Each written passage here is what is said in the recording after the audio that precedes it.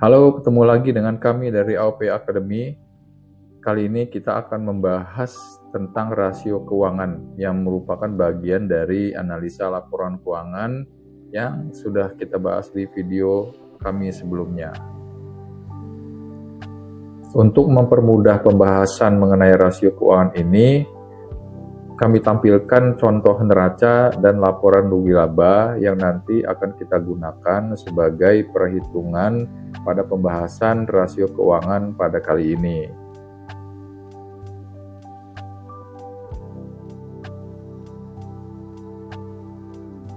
Seperti biasa, sebelum dilanjutkan, mohon subscribe channel ini agar kamu tidak ketinggalan pembahasan-pembahasan menarik mengenai topik-topik keuangan lainnya. Rasio keuangan yang pertama akan kita bahas adalah rasio profitabilitas. Rasio profitabilitas yang pertama akan kita bahas adalah rasio margin laba kotor atau gross profit margin. Jadi rasio ini digunakan untuk mengukur berapa besar keuntungan kotor perusahaan sebelum dikurangi dengan beban usaha, kemudian dibandingkan dengan penjualan atau pendapatan perusahaan tersebut. Rumus dari rasio ini adalah laba kotor dibagi dengan penjualan dikalikan 100%. Dari laporan laba rugi yang sebelumnya sudah ditampilkan di awal video ini, maka didapatkan angka laba kotor sebesar Rp15.000. Kemudian kita bagi dengan angka penjualan sebesar Rp50.000, maka dihasilkan rasio margin laba kotor sebesar 30%. Artinya, laba kotor perusahaan ini adalah sebesar 30% dari pendapatan atau penjualannya. Rasio profitabilitas berikutnya adalah rasio margin laba operasi atau operating profit margin. Rasio ini digunakan untuk mengukur berapa besar keuntungan setelah dikurangi dengan semua biaya dan pengeluaran, kecuali beban bunga dan pajak, kemudian dibandingkan dengan penjualan atau pendapatan suatu perusahaan. Rumus dari rasio ini adalah laba operasi dibagi dengan penjualan, kemudian dikalikan dengan 100%. Dari contoh laporan laba rugi yang ditampilkan di awal video ini, maka didapatkan angka laba operasi sebesar Rp9.400, kemudian kita bagi dengan angka penjualan sebesar Rp50.000, maka didapatkan hasil margin laba operasi sebesar 18,8%. Artinya bahwa perusahaan tersebut mendapatkan laba operasi sebesar 18,8% dari penjualannya atau pendapatannya. Rasio yang berikutnya adalah rasio margin laba bersih atau net profit margin. Jadi rasio ini digunakan untuk mengukur berapa besar keuntungan setelah dikurangi dengan semua biaya dan pengeluaran, termasuk pajak, kemudian dibandingkan dengan penjualan atau pendapatan suatu perusahaan. Rumus dari rasio ini adalah laba bersih dibagi dengan penjualan, kemudian dikali 100%. Dari contoh laporan laba rugi yang sudah ditampilkan di awal video ini, maka kita dapatkan angka laba bersih itu sebesar Rp7.332. Kemudian kita bagi dengan angka penjualan sebesar Rp50.000, maka didapatkan angka margin laba bersih sebesar 14,6%. Ini artinya bahwa perusahaan memperoleh keuntungan bersih sebesar 14,6% dari penjualan atau pendapatannya. Rasio yang berikutnya adalah rasio perputaran aset atau return on asset. Rasio ini digunakan untuk mengukur kemampuan perusahaan dalam menghasilkan laba atau keuntungan dengan memanfaatkan aset yang dia miliki. Rumusnya adalah laba operasi dibagi dengan total aset, kemudian dikalikan 100%. Dari contoh neraca dan laporan laba rugi yang ditampilkan di awal video ini, maka kita dapatkan angka laba operasi sebesar Rp9.400, kemudian dibagi dengan angka total aset sebesar Rp59.212, maka didapatkan angka rasio perputaran aset sebesar 15,8%. Artinya bahwa perusahaan dapat menghasilkan 15,8% keuntungan dari aset yang dia miliki. Rasio profitabilitas yang terakhir adalah rasio hasil investasi atau biasa kita sebut dengan return on investment atau ROI. Nah, untuk menghitung ROI ini ada dua macam.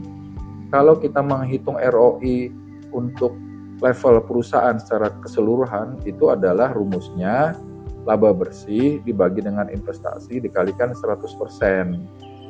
Dari contoh neraca dan laporan laba rugi yang sudah ditampilkan di awal video ini, maka kita dapatkan angka laba bersih sebesar Rp7.332. Kemudian kita bagi dengan angka investasi. Nah, angka investasi di sini untuk level perusahaan secara keseluruhan itu dianggap adalah angka total asetnya.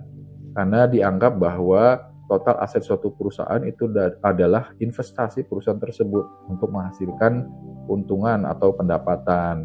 Dari hasil perhitungan rumus ini, maka diperoleh angka ROI adalah 12,4%. Jadi rasio return on investment ini digunakan untuk mengukur kemampuan perusahaan untuk menghasilkan laba atau keuntungan dari investasi yang telah dia keluarkan. Sedangkan untuk menghitung ROI atas suatu proyek itu rumusnya agak berbeda, yaitu laba atas suatu proyek kemudian dikurangi dengan jumlah investasi yang telah dikeluarkan, kemudian dibagi dengan jumlah investasi yang telah dikeluarkan tersebut, kemudian dikalikan dengan 100%. Nah, di sini kita tampilkan contoh, misalnya Anda mendapatkan proyek yang selesai selama 1 tahun. Untuk menjalankan proyek tersebut dibutuhkan investasi sebesar 1 miliar rupiah yang digunakan untuk membeli aset, upah, dan lain-lain. Setelah proyek selesai, didapatkan keuntungan sebesar 1,2 miliar dan memiliki sisa aset sebesar 100 juta rupiah.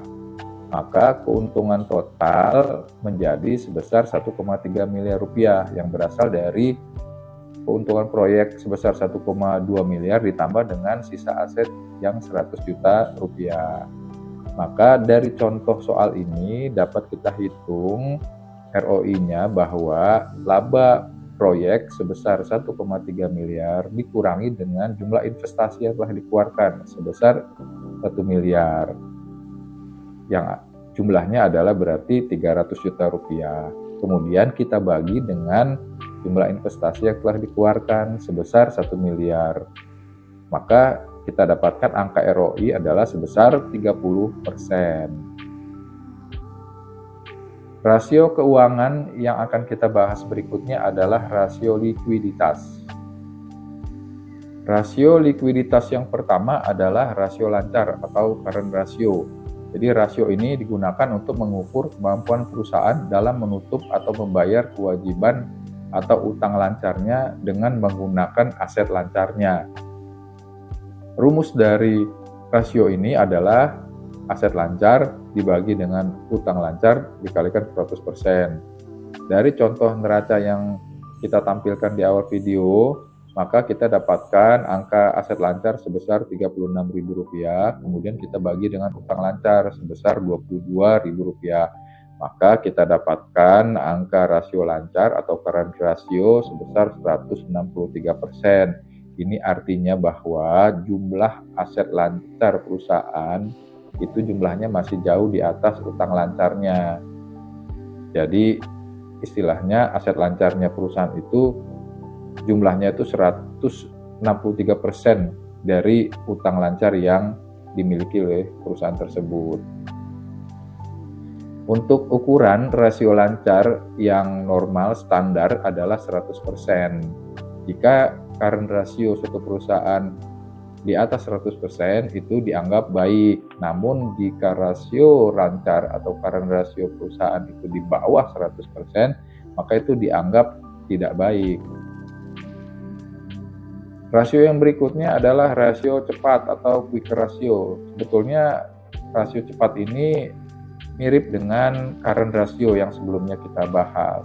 Jadi kalau rasio cepat ini digunakan untuk mengukur kemampuan perusahaan dalam menutup atau membayar kewajiban lancar dengan menggunakan aset lancar tanpa memasukkan nilai persediaannya. Jadi bedanya dengan current ratio, pada quick ratio ini aset lancarnya itu tidak termasuk persediaan.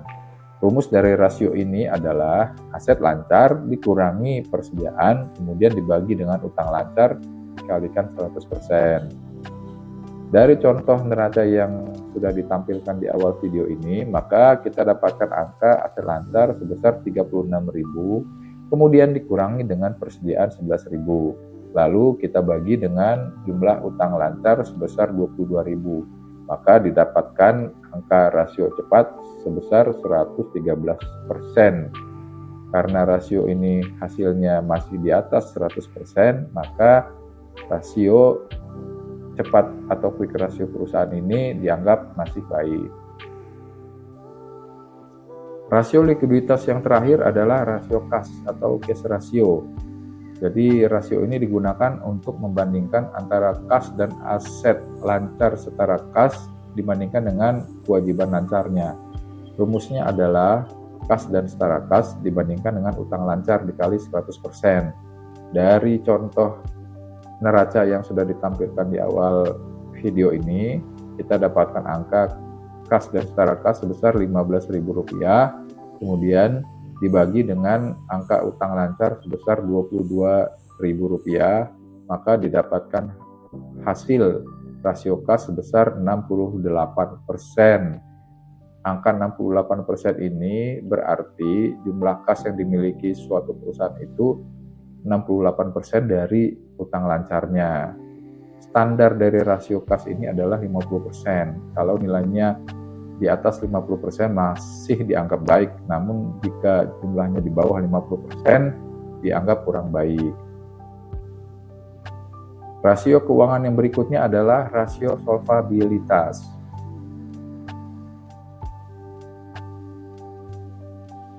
Rasio solvabilitas yang pertama adalah rasio utang terhadap aset atau total debt to total asset ratio. Rasio ini digunakan untuk mengukur persentase besarnya dana yang berasal dari utang, baik utang jangka pendek maupun utang jangka panjang. Jadi rumusnya adalah total utang dibagi dengan total aset dikalikan 100%. Dari contoh neraca yang sudah ditampilkan di awal video ini, maka kita dapatkan angka total utang sebesar Rp23.000, kemudian dibagi dengan total aset sebesar Rp59.212. Maka didapatkan angka rasio utang terhadap total aset adalah 38%. Ini artinya bahwa jumlah utang perusahaan itu hanya sebesar 38% dari total aset yang dimilikinya.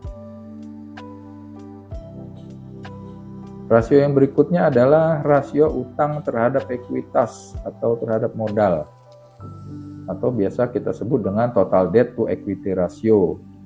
Rasio ini digunakan untuk mengukur utang yang dimiliki perusahaan dibandingkan dengan modal sendirinya atau dibandingkan dengan ekuitasnya. Rumusnya adalah total utang dibagi dengan modal atau ekuitas, kemudian dikali 100%. Dari contoh neraca yang sudah ditampilkan di awal video ini, maka kita dapatkan angka total utang itu sebesar Rp23.000, kemudian kita bagi dengan total modal atau ekuitas sebesar Rp36.212. Maka kita dapatkan angka rasio utang terhadap ekuitas sebesar 63%. Ini artinya bahwa total utang perusahaan tersebut jumlahnya hanya sebesar 63% dari modal yang mereka miliki. Rasio keuangan yang terakhir adalah rasio aktivitas. Rasio aktivitas yang pertama adalah rasio perputaran piutang atau account receivable turnover. Jadi rasio ini digunakan untuk mengukur efektivitas pengelolaan piutang suatu perusahaan. Rumusnya adalah penjualan dibagi dengan rata-rata piutang usaha. Nah, angka rata-rata piutang usaha ini diperoleh dari angka piutang usaha pada neraca tahun ini ditambahkan dengan angka piutang usaha pada neraca tahun sebelumnya, kemudian dibagi 2. Dari contoh neraca yang sudah ditampilkan di awal video ini, kita dapatkan angka penjualan sebesar Rp50.000. Kemudian dibagi dengan angka rata-rata piutang usaha yang kita asumsikan jumlahnya sebesar Rp8.000. Maka kita dapatkan angka rasio perputaran piutang sebesar 6,25 kali. Nah, angka rasio perputaran piutang ini semakin kecil angkanya itu akan semakin baik.